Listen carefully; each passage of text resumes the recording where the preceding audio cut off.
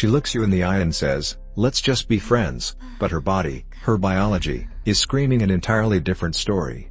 The fundamental problem is that you've been conditioned to listen to her words.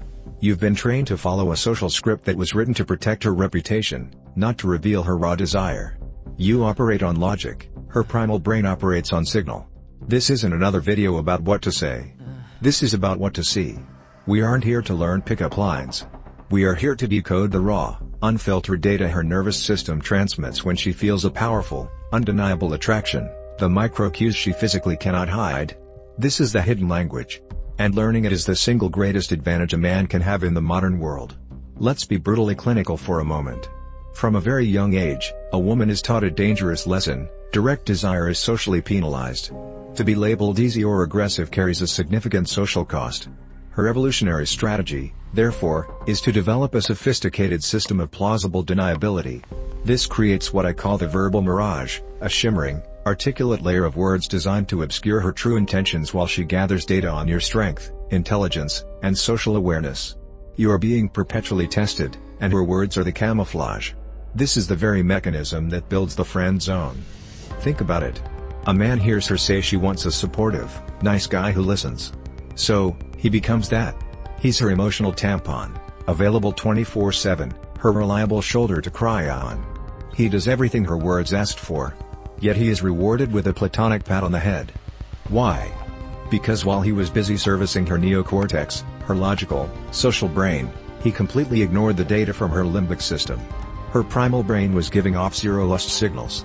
There was no dilated gaze, no subconscious preening, no inviting shift in posture. The control room was dark, but he was listening to the press secretary. As a man, your biological imperative is often directness. You see what you want, you state your intent, you move toward it. This creates a catastrophic communication gap. You're speaking English, she's transmitting in Morse code through the subtle twitch of an eyelid. To succeed, you must stop being a listener and start becoming a behavioral analyst. You must learn to see the code behind the illusion. To see the matrix.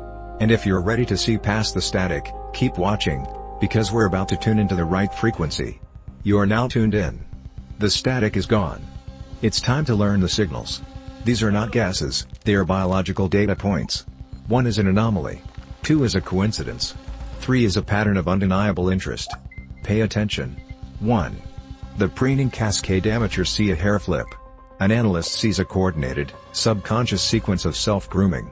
The preening cascade is an instinctual display, a series of behaviors triggered by the presence of a sexually viable mate.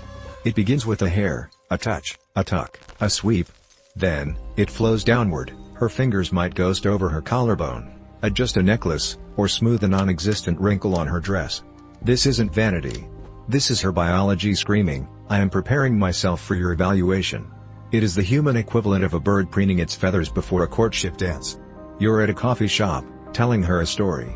As you reach the punchline, she laughs, and in one fluid motion, she tucks her hair behind her ear, her fingers then tracing the chain around her neck.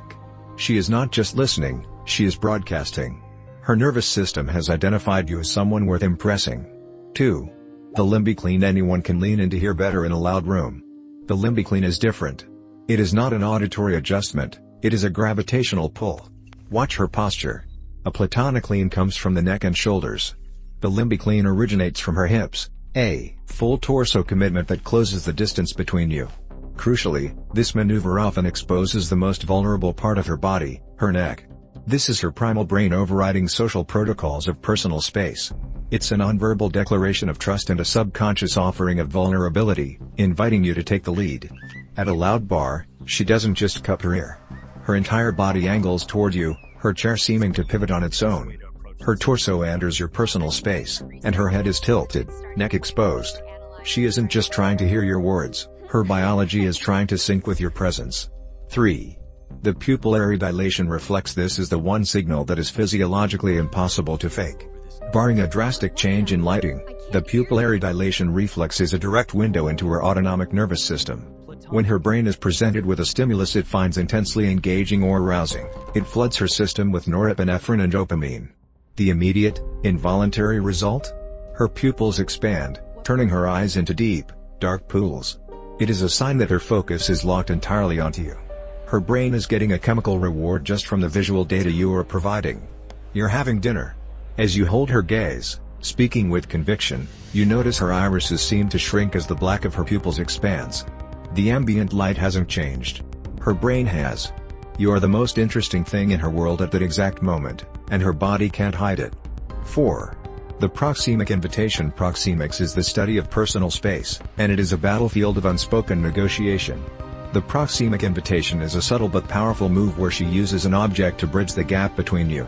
She won't lunge across the table. Instead, she'll move her phone, her drink, or her purse closer to you.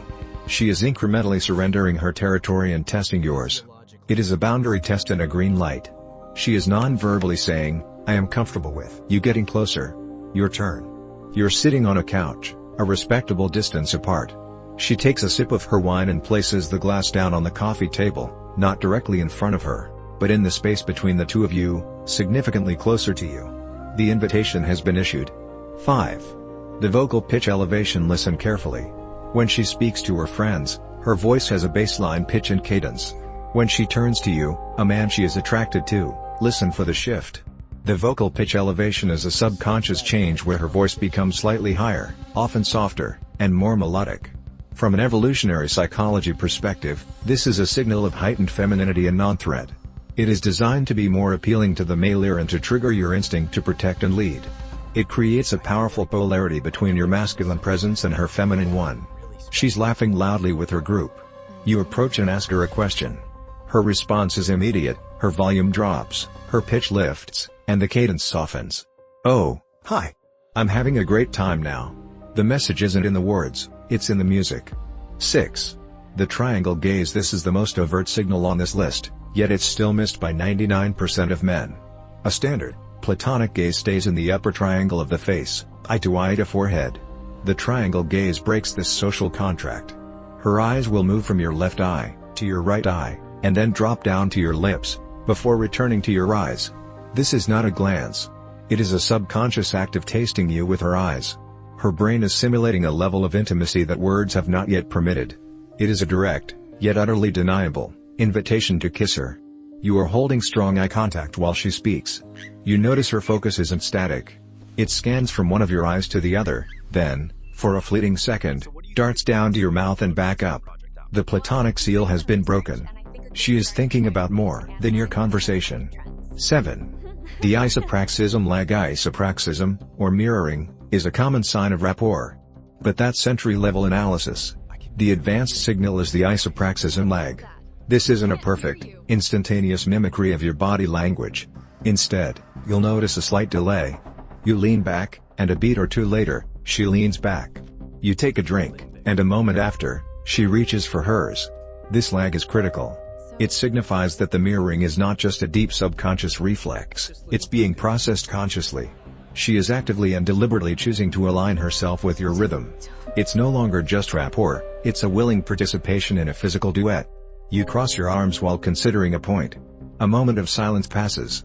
Then, almost as an afterthought, she crosses hers in a similar fashion. It's not a monkey see, monkey do reaction. It's a considered response. She is consciously joining your dance. This knowledge is useless, even dangerous, without a framework for action. So listen closely. The only rule you need is the rule of 3. 1 signal is an anomaly, a random twitch in the data. 2 is a coincidence. But when you observe 3 or more of these cues within a single interaction, it is no longer a guess. It is a statistically significant pattern. It is your green light. But a green light does not mean you slam the accelerator. This knowledge is not a license for crude aggression, it is a map for calibrated escalation. Your job is to reward her signal with a subtle, confident advance. She gives you the limbic lean. You don't lunge in, you simply hold that intimate space and deepen your vocal tonality. She gives you the triangle gaze. You hold her eyes for 1 beat longer than is socially comfortable before breaking with a slow, knowing smile. Understand the goal here. You are not tricking her. You are demonstrating that you possess the social intelligence to understand the real language she is speaking beneath her words. In doing so, you prove you are a man who can lead.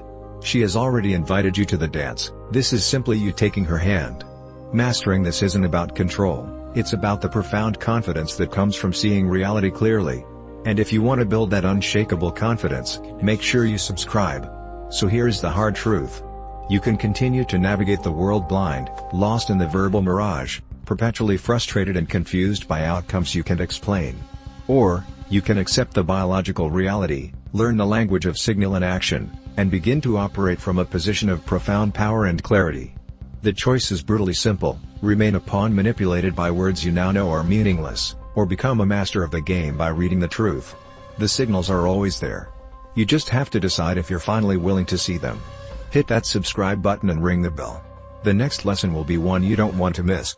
Leave a comment below. I want to know what you think about this.